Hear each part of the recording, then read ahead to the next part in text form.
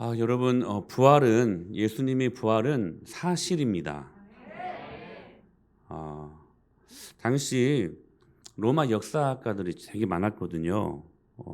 그리고 동시대에 살았던 유대 로마 사람 요세푸스라는 사람도 그 역사 서술을 하는 과정 속에서 예수님의 이 부활을 실제 하는 역사적인 사실로 다 인정합니다. 그래도 유대인의 피를 갖고 있었기 때문에 뭐 그렇게 썼다 싶다고 생각을 한다면 그 나머지 뭐 타키투스랄지 뭐 세리토스랄지 여러 많은 역사학가들이 있었는데 이 역사학자들은 로마 사람들. 예수님은 안 믿는 로마 사람들이었어요. 그 로마 학자들 사이에서도 부인할 수 없는 사실은 바로 예수님이 이 땅에 실제로 이 역사 가운데 오셨고, 그래서 우리가 히스토리라고 하잖아요. 그분의 이야기, 그리고 또한 그분이 부활하셨다는 사실들을 예수님 안 믿는 로마 역사학자들 사이에서도 그 책에서 입증한 바가 있습니다. 이것은 사실이에요, 사실. 부활은 사실이다. 할렐루야. 근데 중요한 것이요, 사실만으로는 힘이 되지 않아요. 예를 들면 이런 거죠. 장동건이 잘생겼어요, 못생겼어요? 요즘은 장동건보다 현빈을 더 쳐주나? 현빈이 잘생겼어요, 우리 여자들 사이에서 미소가 막 흐뭇하게 지어지는데, 여러분, 현빈이 잘생겨요, 못생겼어요? 현빈을 못생겼다고 말하면 그 사람 이상한 사람이지. 둘 중에 하나지. 진짜로 정말 못생겼다고 생각하는 사람 하나는 또 뭐냐면 시기하는 사람일 수도 있고, 그렇죠? 현빈은 잘생겼어. 그게 뭐예요? 팩트야, 팩트. 사실이야, 사실. 근데 현빈이 잘생긴 것은 사실이지만 그런 남자가 나를 사랑한다고 하면 그 메시지가 돼요. 그게 진짜 힘이야. 그렇죠? 그렇죠? 여러분들은 안 그렇습니까? 예수님만 사랑의 대상이에요. 이런 거죠. 돈이 많은 재벌이 있다는 것은 사실입니다. 그렇죠? 근데 그 사람이 나를 위해 장학금을 준다고, 생활비를 준다고 하는 것은, 그것은 사실을 넘어서 그게 메시지가 되는 거예요. 그게 힘이 된다는 것이죠. 마찬가지로 예수님께서 십자가에 달려 돌아가신 것, 그리고 우리를 위해 죽으시며 다시 살아나신 그 사건은 사실입니다. 사실. 근데 더 중요한 것은 뭐냐면, 전능하신 하나님이 계신 것이 메시지가 아니라 그 하나님이 나를 오늘 또 사랑하시고 나를 위해 일하신다라는 것이 바로 우리가 얻을 수 있는 힘이고 메시지가 된다는 사실이에요. 그러니까 부활하신 주님이 팩트입니다. 팩트. 근데 더 중요한 것은 뭐냐면, 그 사실이신 부활하신 그 예수님께서 저와 여러분들은 오늘 또 사랑하시고 모든 저와 여러분들의 모든 더러운 것들을 다 담당하시고 이기신, 할렐루야, 그 하나님이심을 내가 실제로 경험한다면 그것이 메시지가 되는, 메시지가. 할렐루야. 오늘 본문에서 보면 여자들이 아침 일찍 무덤을 찾았습니다. 예수님을 사랑하는 마음이 있었다는 것이죠. 그러나 그 여인들에게는 무덤을 막고 있을 커다란 돌을 옮겨낼 힘도 없었고, 여인들이었잖아요. 그리고 옮겨낼 힘이 있어도 로마 병전들이 지금 뭐하고 있었어요?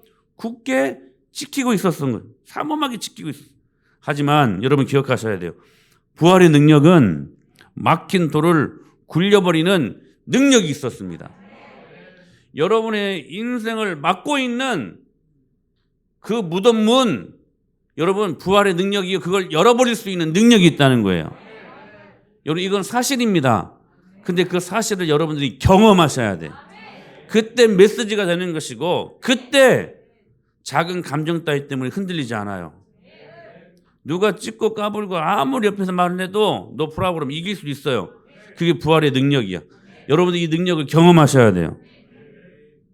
그러므로 이 부활의 주님이 나를 사랑하신다는 것이 메시지가 되기 위해서는 우리는 부활의 메시지에 주목할 필요가 있어요. 우리가 오늘 오전에도 살핀 것처럼 또 오후에도 새롭게 주시는 은혜가 있는 것 같아요. 첫째, 죄에 대한 확실하고도 단호한 자세가 필요해요. 왜 아멘 못해요? 다시 한번. 여러분, 이 부활의 주님을 경험하기 위해 여러분들이 정말 필요한 것이 뭐냐면 죄에 대한 확실하고 단호한 자세가 필요하다는 거예요. 존 메가더라는 우리 미국의 목사님이 계십니다. 이 목사님은 저기 세들백 교회의 릭 워렌이랄지, 그리고 저기 빌 하이빌스가 무슨 교회죠? 윌로우크릭 교회의 빌 하이빌스 목사님 같은 교회를 이단 교회라고 이렇게 정죄하리만큼 굉장히 보수적인 측면에 단호하게 서 계신 분이에요. 존 메가더 목사님이라는 분이. 근데 이분이 이런 책을 썼으면 되게 이 제목이 굉장히 재밌어요. 친절한 척하지 않은 예수. 제목이 뭐라고요? 친절한 척하지 않는 예수. 우린 예수님을 친절하다, 온유하다 이렇게 막 이야기하잖아요. 근데 이분은요, 친절한 척하지 않은 예수.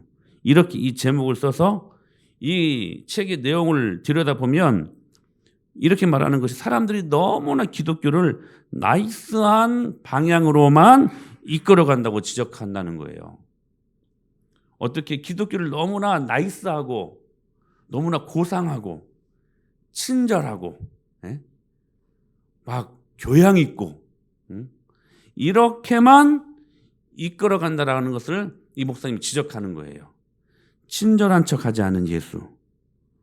예수님은 이 책에서 보면 영혼을 파괴하고 심각한 오류를 퍼뜨리는 사람들에게 단호하게 대처해야 된다는 거예요. 단호하게. 우리 예수님도 친절한 척하지 않는 예수님, 그분의 생애 가운데 웃음은 사실 별로 없었던 것 같아요. 이 독사의 자식들아. 옛날 성경에서 뭐라고 표현하고 있냐? 이 독사의 새끼들아 이렇게 했어요. 이 독사의 새끼들아. 욕하신 거예요. 욕하신 거예요. 응? 이 회칠한 무덤 같은 인간들아 막. 응? 사람들의 딱딱해진 그 강박한 마음을 깨기 위해 예수님은 단호하게 말씀하셨다는 거예요. 물론 죄인들을 향하여 창녀나 그리고 세리들이나 죄인들에 대해서 한없이 그분은 긍휼히 여기시고 그분들에게 친절하셨고 그분들에게 예수님은 온유하셨던 분이신 것은 맞습니다. 근데 예수님은 죄에 대해서는 단호하셨다는 거예요. 죄에게까지 친절하지 않았다는 거예요. 죄에게까지 여러분 예수님은 온유하시지 않았다는 거예요. 죄에 대해서는 단호하고 철저하게 죄를 나무라신 하나님, 책망하신 하나님. 그래서 사도 바울도 여러분 다른 복음을 당시에 전하고 있었던 영주주의자들에게 뭐라고 여러분 말합니까? 만약 너희들이 다른 복음을 믿고 전한다면 너희들은 저주를 받을 것이다. 아주 무섭고 강력한 어조로 그렇게 선포하거든요. 사랑하는 여러분, 물론 우리는 온유하고 친절하고 그리고 여러분 마음의 사랑으로 많은 것들을 볼 수 있어야만 합니다. 우리 예수님도 그랬잖아요. 여러분 우리 예수님이 한 나병 환자를 만났습니다. 근데 그 나병 환자를 보시고 스폴랑크 미조마이 불쌍히 여기셨다고 말씀하셨어요. 불쌍히 여기셨다. 근데 이 스폴랑크 미조마이라는 말은 불쌍히 여기다라는 말이 있고 또 한 가지 말이 있어요. 분이 여기시다라는 말씀이 있어요. 그러니까 이 나병 환자를 예수님은 불쌍히 여기셨고 또 한편으로 어떻게 보셨다는 거예요? 분이 여기심이 그 불쌍한 나병 환자에게 분노하셨다는 거예요. 화내셨다는 거예요. 왜 화내셨을까요? 이 불쌍한 나병 환자에게 예수님은 온유한 분이시잖아요. 예수님은 친절한 분이시잖아요. 그분은 사랑이 풍성하신 분이시잖아요. 근데 왜 하필 나병 이 병 때문에 힘들어하고 사회적으로 소외당하고 상처받는 그 환자에게 왜 더 상처를 심어줄 그 말씀을 하셨을까요? 왜 분이 여기시며 왜 화를 내셨을까요? 왜 책망하셨을까요? 그 나병 환자 그 사람을 향하여 화내신 것이 아니라 예수님은 그를 지배하고 있는 그 나병이 왜 발생했는지를 예수님은 보셨거든요. 그 나병이 왜 발생했느냐? 죄 때문이라는 거. 지금 죄를 조장하고 있는 사탄을 향하여서는 스폴랑코 니조마이, 그 사탄을 향하여, 그 죄를 향하여 주님이 책망하시며 꾸짖으시며 지금 분노하고 계셨다는 거예요. 사랑하는 여러분, 오늘 여러분들 10년 속에 죄 때문에 생겨나는 우울증, 죄 때문에 생겨나는 절망, 죄 때문에 생겨나는 의기소침, 자기 연민, 불안, 염려, 여러분 이것 때문에요 위로받으려고 하지 마세요. 여러분 스스로가 축사사역을 해야 돼요. 여러분 안에 이런 죄악된 요소들이 우리 안에 들어오면 여러분들이 그거 몰아내버려야 돼요. 아까 제가 말씀드렸잖아요. 우리가 예수님의 이름으로 마귀를 대적하면 너희를 피하리라. 너희를 피하리라. 이 독사의 새끼들아, 회칠한 무덤아, 단호하게 대처하라. 주님이 말씀하시는 거예요. 또 전에 일어서. 자, 조는 사람들은 일어서. 네? 조는 사람들 일어서요. 그래서 말씀을 들으세요. 분이 여기셨다. 자, 부활의 능력을 경험하기 위해 어떻게 해야 된다고요? 죄에 대해 확실하고 단호한 대처가 필요하다는 거예요. 그리고 또 하나, 무덤의 자리를 떠나라는 거예요. 뭐 하라고요? 무덤의 자리를 떠나세요. 부활하신 예수님은 더 이상 사망의 자리에 머물러 있지 않았어요. 우리 5절 6절 말씀 읽어볼까요? 5절 6절. 자, 시작.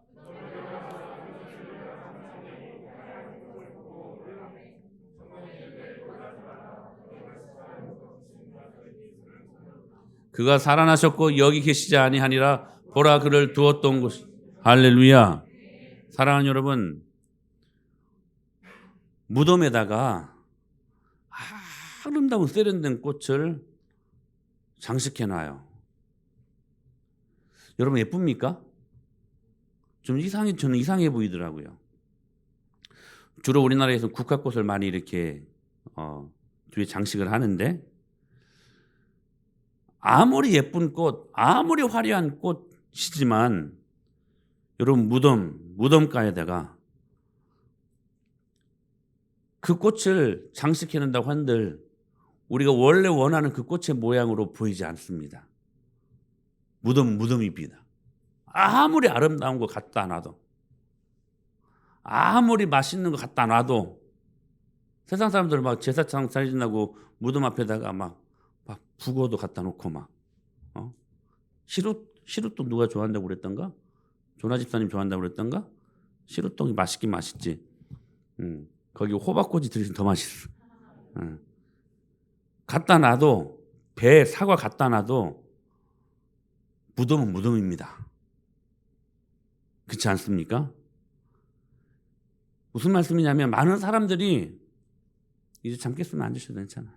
떠들면 안 돼 이제. 많은 사람들이 뭐냐면 무덤가를 떠나지 못해요. 이게 우리들의 삶의 문제라는 거야.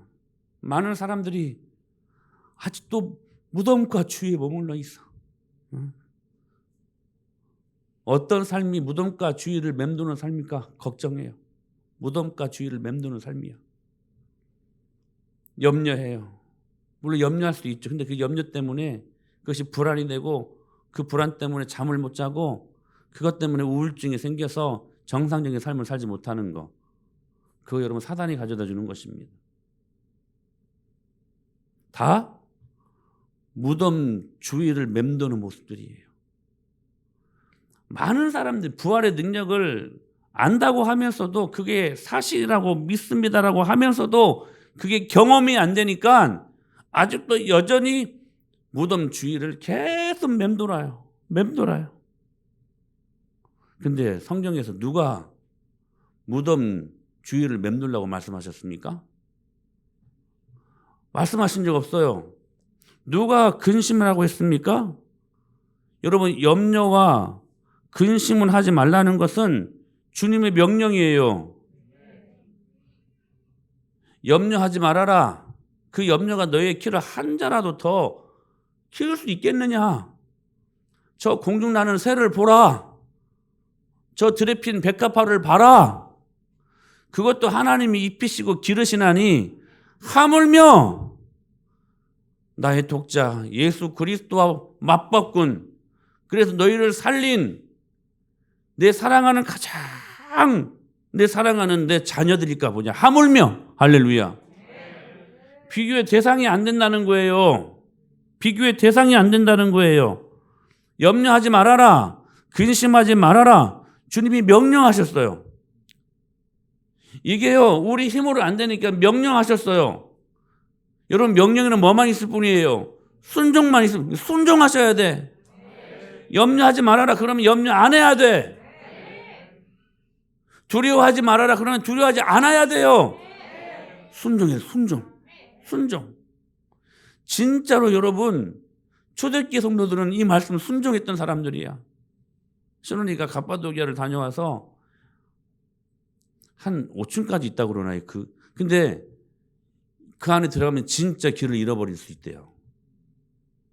한 사람을 따라 들어가는데 거긴 불이 없잖아요. 후레쉬를 들고 가는데 세상 이 후레쉬가 중간에 이게 맛이 가버린 거예요. 캄캄하니까 순간 블랙아웃, 진짜 패닉 상태가 오더래요.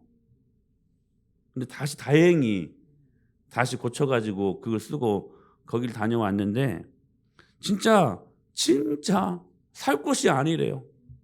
근데 아직도 발굴되지 않는 곳이 한 10층은 될 거라고 추측이 된다고 합니다. 이게 어마어마한 사람, 기독교인들이, 그리스도인들이 핍박을 피해서 그 카타콤이라는 그 동굴에서 살았어요. 나하고 자라고 거기서 죽었어요. 그런데도 그들은, 자 보십시오, 그들의 여러분 상황이라면 얼마나 염려하고 공황장애와 불안과 원망과 여러분 살 수 있는 조건이 안 되잖아요. 근데 그 초대교회 공동체를 바라보았던 당시 로마 사람들이 그들을 향하여 뭐라고 별명을 지어줬다고요? 걱정 없는 사람들이었대요. 천하태평의 사람들이었다는 거예요. 여러분, 기가 막힌 패러독스 아닙니까? 여러분, 부활의 능력을 경험한 사람들은요, 이 은혜가 있는 사람들이라는 거예요. 이게 거짓말처럼 들리죠. 근데 부활의 능력은 그런 능력이 있다는 거야. 우리가 그 능력을 경험해야 돼요. 우리가 언제까지 당신은 사랑받기 위해 태어난 사람이라고 이 위로나 경험하면서 무거운 짐을 나 홀로 지고 견디다 못해 쓰러질 때 이 찬송가나 듣고 위로받으려고 하는 것이죠. 여러분, He is risen. 그분은 살아나셨습니다. 일어나셨습니다. 우리도 그러므로 일어나셔야 돼요.